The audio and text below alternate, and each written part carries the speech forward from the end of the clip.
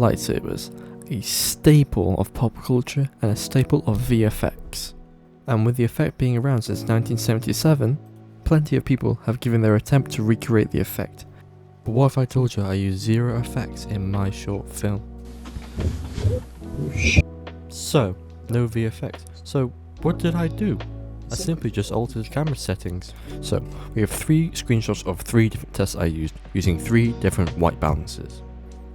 Now, the top left shows a more teal looking colour, and the bottom shows a really nice consistent bright green, and the top right shows a teal blade, however a green glow. Unfortunately, it's giving not much luminosity, as you see I am mostly covered in shadow. So here we see a nice solid green beam, similar to top left. Now top right, you see it's more of a tealy blue with harsher shadows, while these are more full. As well as you see some lens flare, as you see the luminosity is bouncing off the cameras, which adds to the realism, as you can believe that it is a real laser that's on screen. Now, as it progresses, you see just how harsh that shadow is.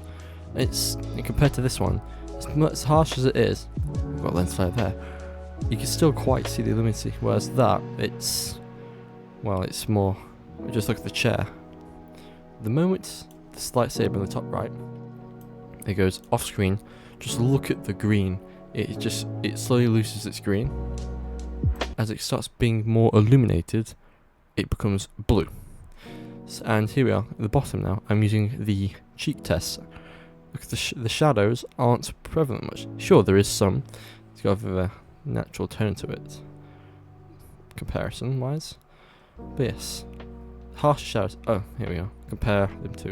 It is still quite lit, with all due fair, but this one is more, showing the pure power and luminosity of the blade is much more higher.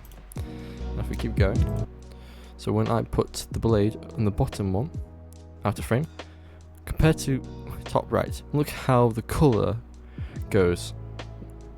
It changes to a teal and it's off screen. But when this one goes off screen, it stays consistently green. Now, top left, there's so much lens flare that it just blocks part of the face. Sure, there's some in bottom one every now and then, as you see there, but it's not as egregious as that one. Now, the moment I put that blade off screen, it joins the top bar in teal. And when it returns to screen, the camera tries to fix itself and put a more green tint like this one. However, it already recognizes this and associates it with color teal, and it won't fix itself. As you see, it stays like that to the end.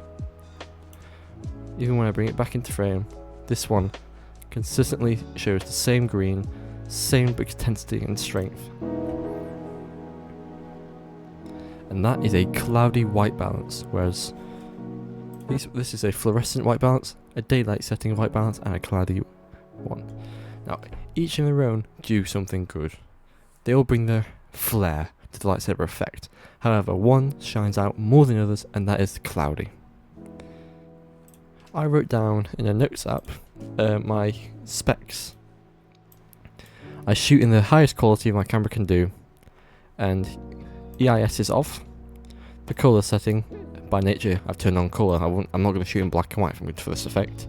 I don't loop recording, I don't use slow motion, I don't use time balance, I don't use a time lapse, and I set the white balance to cloudy, and the sharpness of the picture to a softer one, just to give that luminosity more of a shine. Exposure to -5/3. The WDR off. Obviously I need the audio, so obviously the audio's on. The date snap off, that's whatever. And the light metering to an average set. Now that might mean nothing to you, depends on your camera setting, but for me personally, that is what gets the effect of the lightsaber. As you see, the lens flare showing, ooh, wait a minute, this lightsaber is a real item, it's not just added in post like Revenge of the Sith, for instance. And you see the green light is emitting and the red light is emitting. And see it's consistent red and it's consistent green, it gives you a sense of it is real and that the laser is there.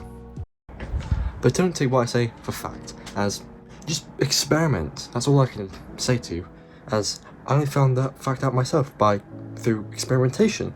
If I'm being honest, I found out how to do this effect by sheer accident. I just popped in a few settings in the menu options of my camera, and at first I was like, I don't know what half these buttons mean. Should I really be touching these? I thought, there's one way to find out of them, you know? So, don't be scared of buttons. It's such weird advice, yes. Don't be scared of buttons, but, it could be something you need in your film, It might give you the shot you've been wanting, or the effect you've been wanting, and in my case, it helped me with my lightsaber effect, so don't take it for fact. Don't think I am, preaching the gospel, like, you must follow this or whatever. No, I'm truly not. Just experiment. That's what filmmaking is about, and if it doesn't go well, then that's alright. Just try again. That's all it's about. So, peace.